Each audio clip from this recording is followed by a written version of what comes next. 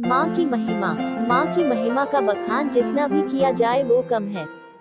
माँ के प्यार का कर्ज कोई नहीं चुका सकता और माँ की जरूरत क्या है, इसे स्वामी विवेकानंद ने बखूबी समझाया है। जानिए इस कहानी में। एक बार किसी व्यक्ति ने स्वामी विवेकानंद जी से सवाल किया, दुनिया में माँ की महिमा इतनी क्यों है और इसका कारण क्या है? इस सवाल को सुनने के बाद स्वामी जी के चेहरे पर मुस्कान फैल गई।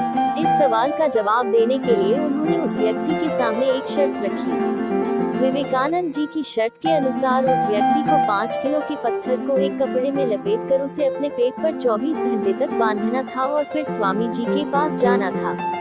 इसके बाद उसे अपने सवाल का जवाब स्वामी विवेकानंद जी से मिलना था। स्वामी जी के कहे अनुसार उस व्यक्ति ने एक पत्थर को अपने पेट पर बांधा और वहां से चला गया।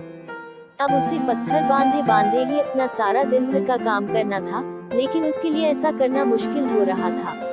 पत्थर के बोझ के कारण वह जल्दी थक गया। दिन तो जैसे तैसे गुजर गया, लेकिन शाम होते होते उसकी हालत खराब हो गई। जब उससे रहा नहीं गया, तो वह सीधा स्वामी जी के पास गया और बोला, स्वामी जी, मैं इस पत्थर को ज्यादा समय तक बांधकर नहीं रख सकता। सिर्फ एक सवाल का जवाब जानने के लिए मैं इतना कष्ट नहीं सह सकता। उस व्यक्ति की बात सुनकर स्वामी जी मुस्कुराते हुए बोले, तुम 24 घंटे भी पत्थर का भार संभाल नहीं सके और माँ अपनी कोख में बच्चे को 9 महीने तक रखती है और सभी तरह की करती है। इसके बाद भी उसे जरा भी थकान महसूस नहीं होती। इस पूरे संसार में माँ जैसा और कोई नहीं है जो इतना शक्तिशाली और सहनशील हो।